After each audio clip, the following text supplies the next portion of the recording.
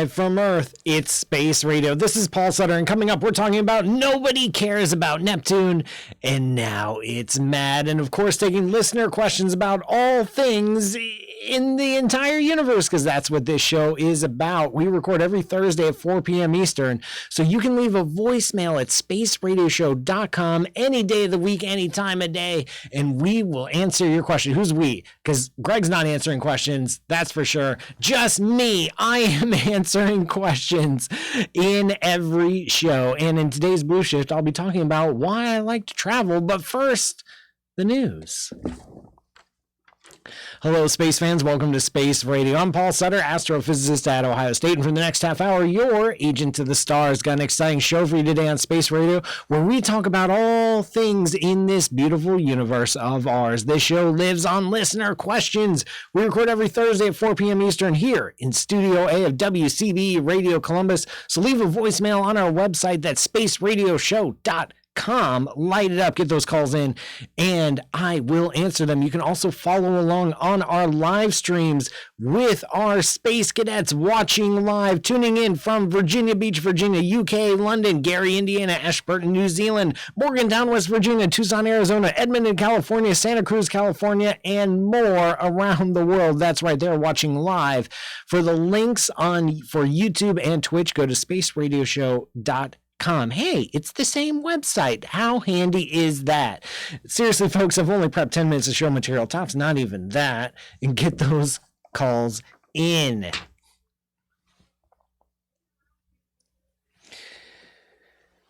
Before I start taking calls, though, I wanted to share some cool news that bubbled up in the astronomy world this week. And something that caught my eye was the storms of Neptune. Neptune.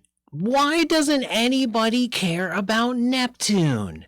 We've had missions to Jupiter. We have a mission to Jupiter right now, the Juno probe. Before that, we had Galileo. And we had the Cassini mission to Saturn. That was in orbit for like 2 decades. But then Neptune and Uranus just hanging out on the far edge of the solar system? Really? Really? Is that all we're gonna... Like, the last time we had a mission visiting one of these planets was Voyager 2 in the 1980s. There are people that can vote that have never experienced live a close-up view of one of these worlds. And these are major, major components of our solar system. Like Neptune and Uranus, they're big, they're interesting, they have cool colors. Like, just... what's going on? Why haven't we sent a mission? Here's a reason why. It's probably a good idea to send a mission out into the outermost edges of our solar system, is that there are these storms that appear on Neptune. And there, yeah, of course, Jupiter has the Great Red Spot, which everybody talks about, hogs all the attention. We've known about it for hundreds of years, blah, blah, blah, blah, blah, blah, blah. Okay, the other gas giants and ice giants get some storms too, all right? And in the case of Neptune, it gets black spots. These black storms are the size of planet Earth, which is large. Now, they don't last hundreds of years. They'll last years to decades. For example, Voyager 2, when it flew by in 1989, captured one of these storms in the northern hemisphere. Then when Hubble came along in 1994, the Hubble Space Telescope, and took a picture, the storm was gone. So we'd known in just those few years, this storm, imagine this, a storm the size of the planet Earth, bubbling up from the depths of Neptune, rising to the surface, swirling for a few years, and then vanishing. Like, what kind of physics are going on that can create and destroy storms over the size of the planet Earth over the course of only years? That is ridiculous. And as far as we can tell, these storms really do come up from underneath, that they're born in deep, deep cells way below what we can see, and they rise to the surface and then they slink back down. So the nature of these storms is telling us something about the interior of the planet, which means if you can study this, of how these storms rise and sink and form and disappear, you might learn something about the other giant planets, because they're kind of sort of related. But at the very least, you're going to learn about Neptune, and we know hardly anything about Neptune. All we have are the Hubble Space Telescope images, which the reason this is in the news is Hubble recently captured a brand new giant storm that wasn't there last year, and now it's here. And we're trying to figure out how big it is, how long it'll last, how bad it is, where it came from, where is it going. And we're trying to understand the interior of the planet, because the interior of the planet tells us about the formation of the solar system itself. If you know what's inside something, you know how it was made, and we don't know what's inside Neptune. I don't know. Greg doesn't know. He's shaking his head. No, nobody knows what's inside Neptune, so maybe we should develop a space probe to figure it out. That's the latest and greatest when it came to space, but it's time to have a conversation. Yeah, it's Greg's fault. It's Greg's fault that we haven't had a mission since Voyager to the ice giants. Always Greg's fault. How's it going, Space Cadets? All right, we got a bunch of voicemails. So I'll do one, maybe two, and then I'll get to the, all right, top of the list. Okay.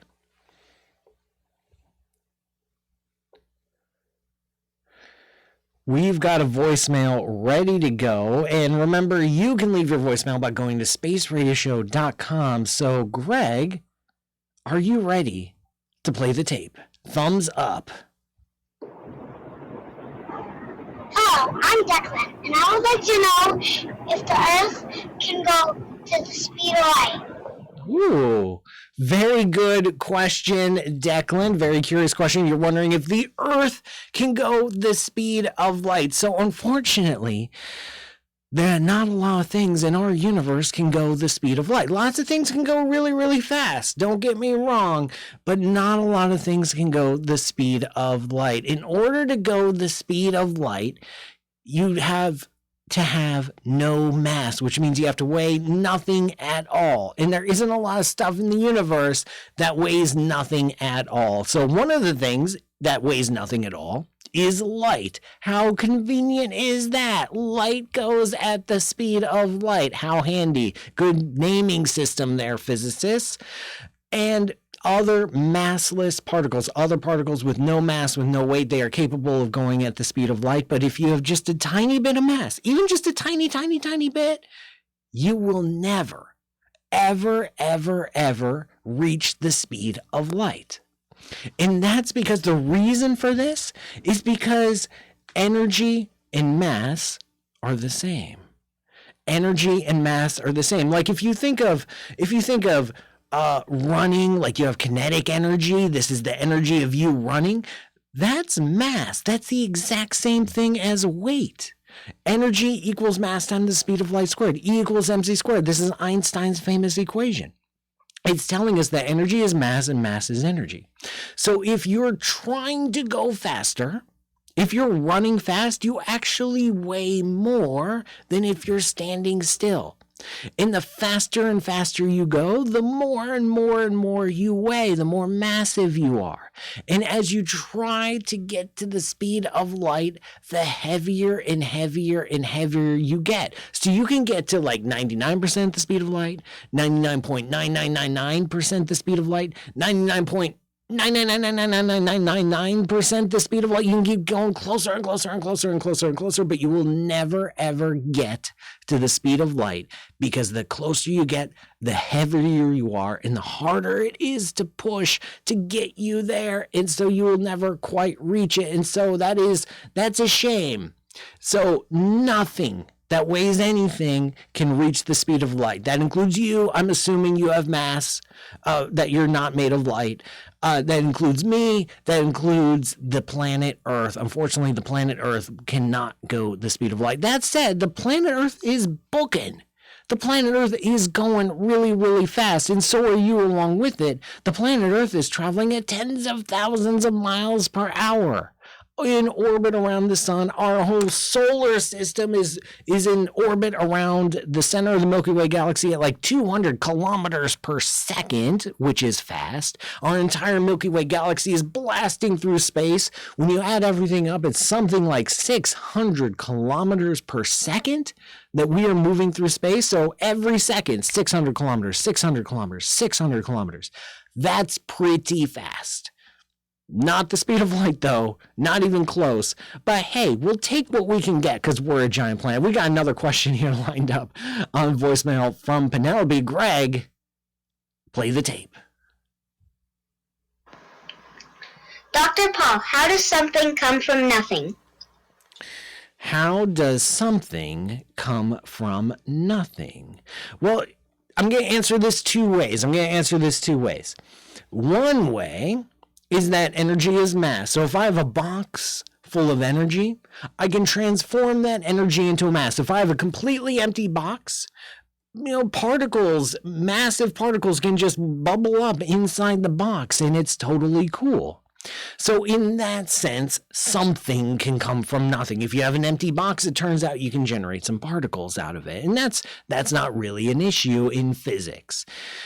But usually this question comes up when we're talking about the very early universe and we're talking about the Big Bang. And we're talking about the origins of the universe. And now, there are attempts. So the basic answer is we don't know where the universe, quote unquote, came from. And we don't even know if that question makes sense physically, because in the incredibly early universe, like when the universe was very, very, very, very tiny, like say, 10 to the minus 40 meters across, that's just tiny, all of our physics breaks down. All of our physics break down, including our understanding of space and time. We have no conception of space or time below a certain threshold. These concepts that we've constructed to understand our universe simply don't work when the universe is very, very small. So it's hard to tell what's going on in the very, very early universe because we don't have physics. So I want to keep answering this question after the break, but I do have to go for just a little bit. I am Paul Sutter, and this is Space Radio. This show is brought to you by you. Go to patreon.com/PM Sutter to learn how you can keep this show going. That's right. It's all up to you and Greg, both of you working together. Greg helps. All right, so I'll finish answering this voicemail, and then I'll start in on some questions. Thank you, Nancy, for collecting these for me. There's a Trident mission. I actually hadn't heard about the Trident mission, Therion. Thanks for bringing it up. I'll have to look at it. Is the dark spot on Neptune really the most interesting bit of it? Yeah, I think so. I mean, the rest of it's pretty boring.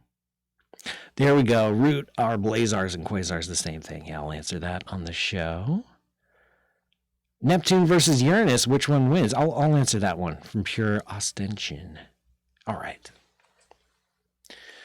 Welcome back, everyone. I'm Paul Sutter, and this is Space Radio. I'm in the middle of answering Penelope's question. She left a voicemail on spaceradioshow.com, which you can do too if you are as brave as Penelope. And Penelope asked, can something come from nothing, or how can something come from nothing? And I was talking about the very early universe. And the answer is we don't know where the universe came from, or even if that question makes sense, because below certain scales, when the universe is so tiny, we simply don't know. We don't know. Like, our physics don't really make sense.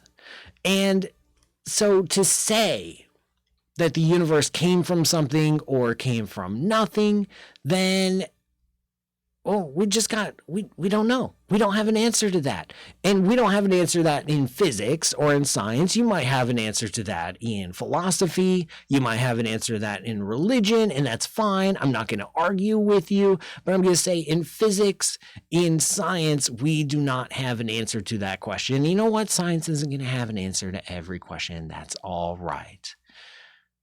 I am pausing right now, Greg, because the live streamers are saying that the audio quality is poor.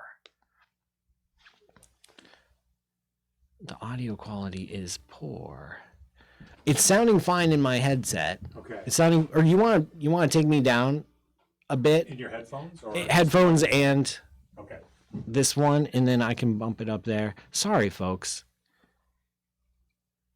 We have no idea what we're doing.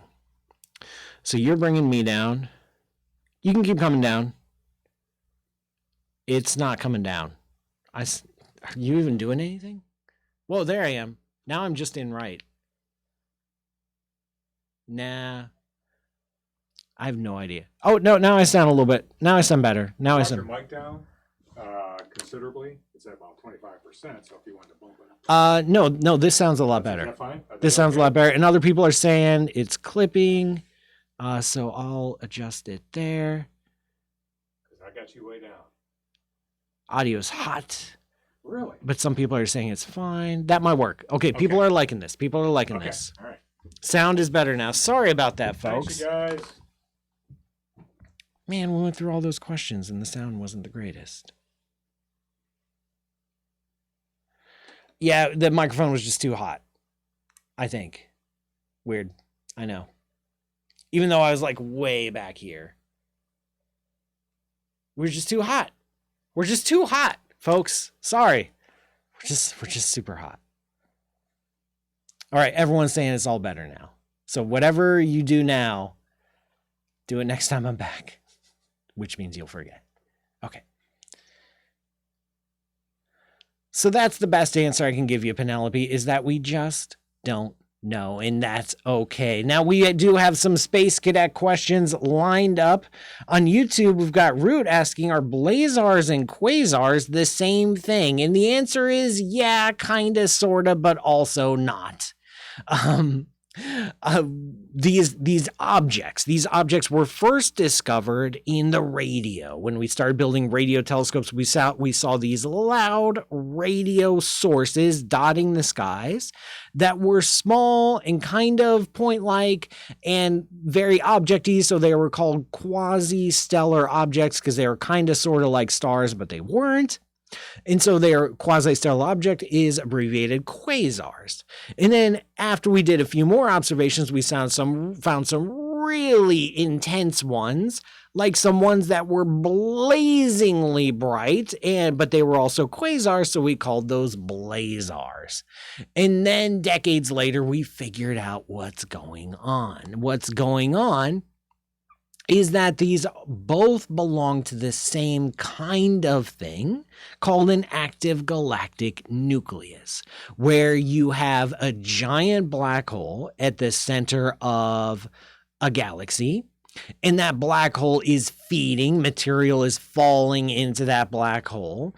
And as that material falls in, it heats up, it crams together, it gets intensely bright, and it shines brighter than a galaxy, actually brighter than like 1 million galaxies. These are intensely bright things.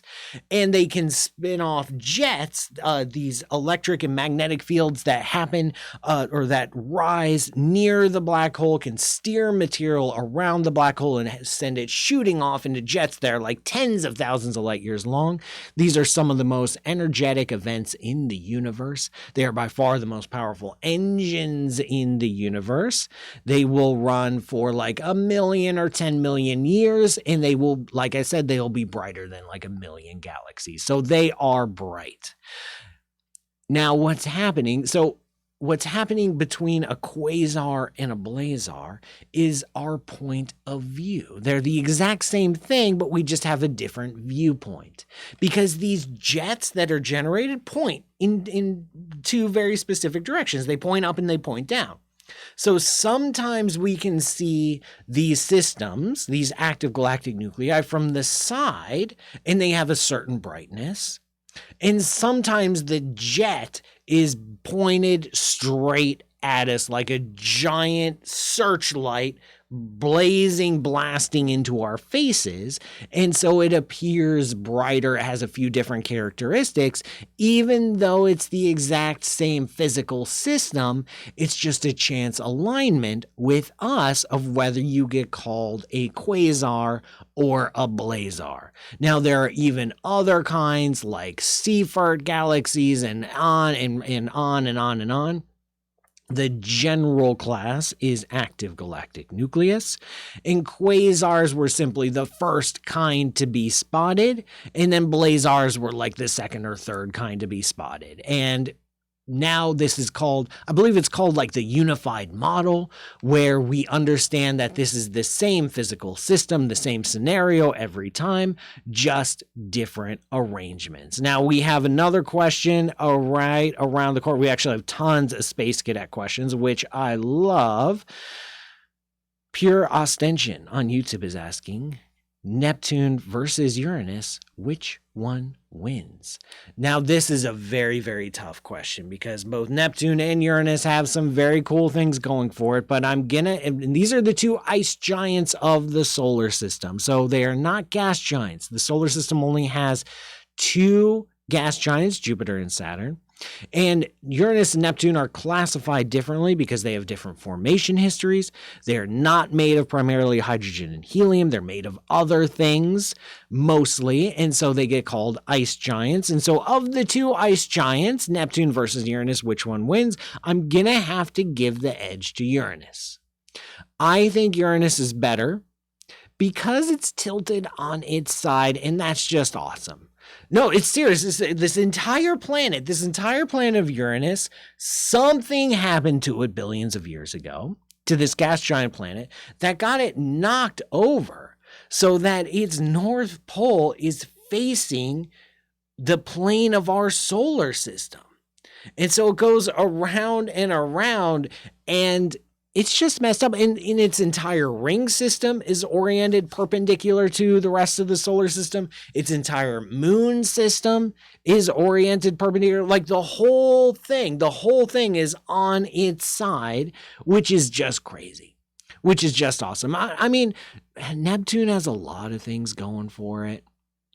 It has some cool moons. It's a very nice, lovely blue color, has some storms. Uranus, though, I mean, it's farther out. The moons aren't as cool, but it's knocked on its side. And it's really, really hard to beat that, a tilted ice giant planet.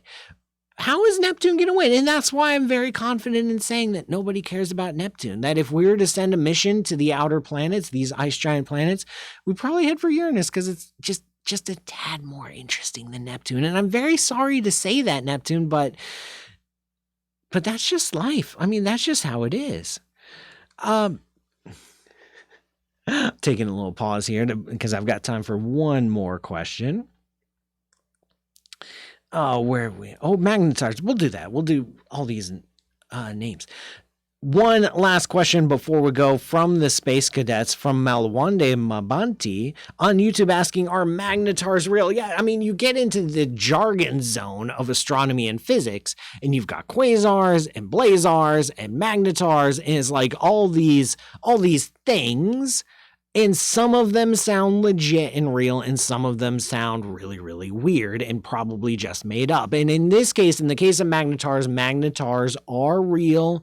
It is a real name for a real thing in the real universe. Magnetars are pulsars, which, I know, another jargon word, which are neutron stars, which is another jargon word.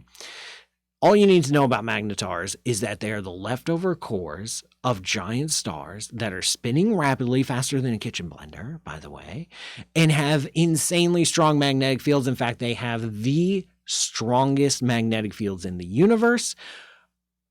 We're talking literally a trillion times stronger than the Earth's magnetic field. These are magnetic fields strong enough to dissolve you from 1,000 miles away. These are magnetic fields strong enough to distort the shape of atoms from 1,000 miles away. These are the most powerful magnetic fields in the universe, and hence the name magnetar. Love saying magnetar. I can say it all day long.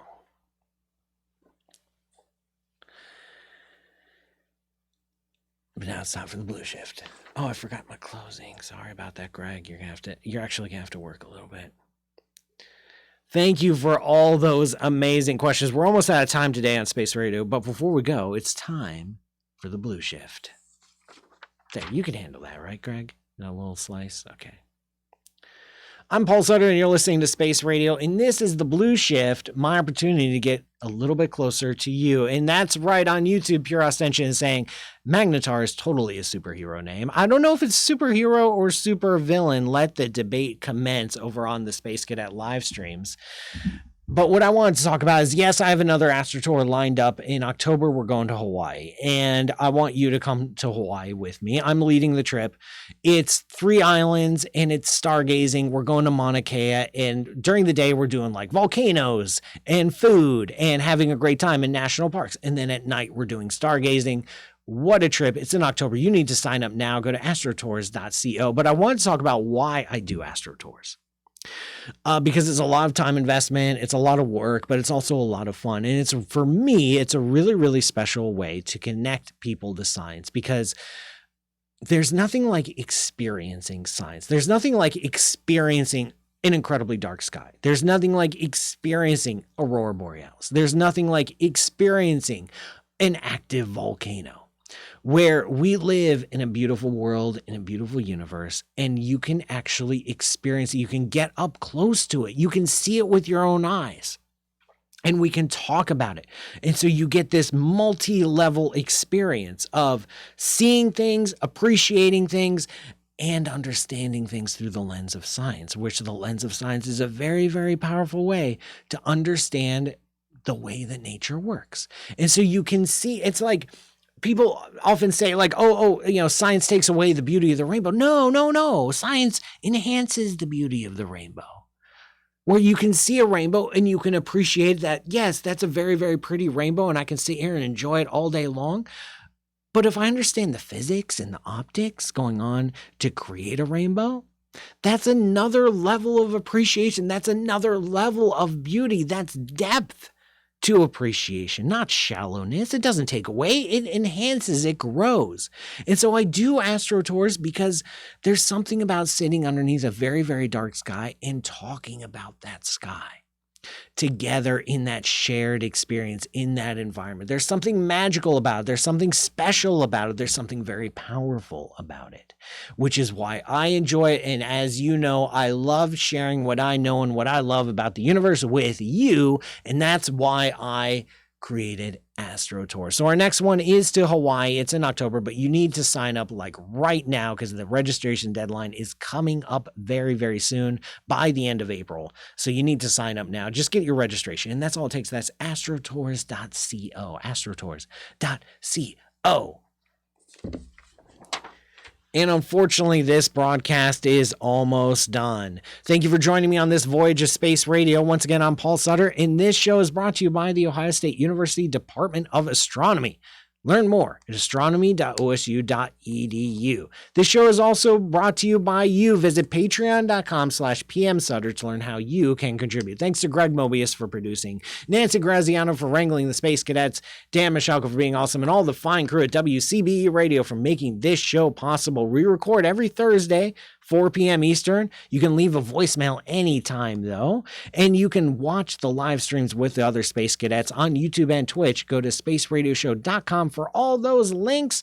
And of course, thanks again, Earthlings, for listening. See you next week. And remember, science is for sharing. End of transmission.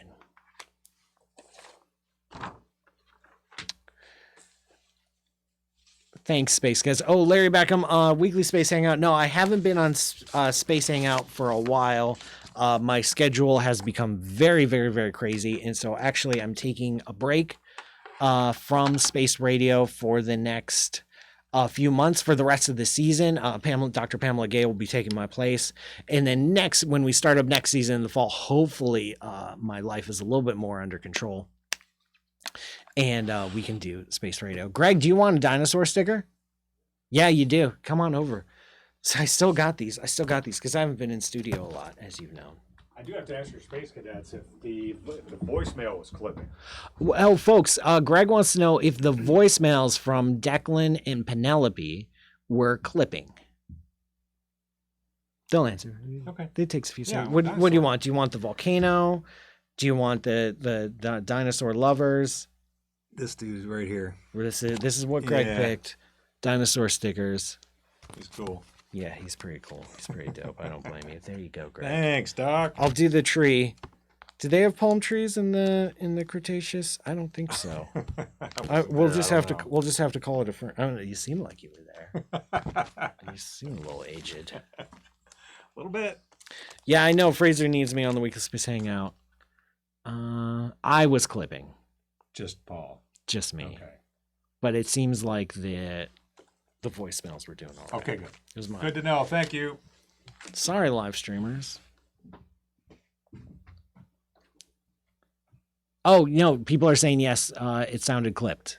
The voicemail. The voicemail's clipped too. Sorry, folks. Wait, now other people saying the voicemails weren't clipping, just me live. Okay. Well, we'll just take it down to a lower level next time. See Yeah. how that works. Yeah, I was just coming in hot. Okay. Can't as help it, usual. Paul.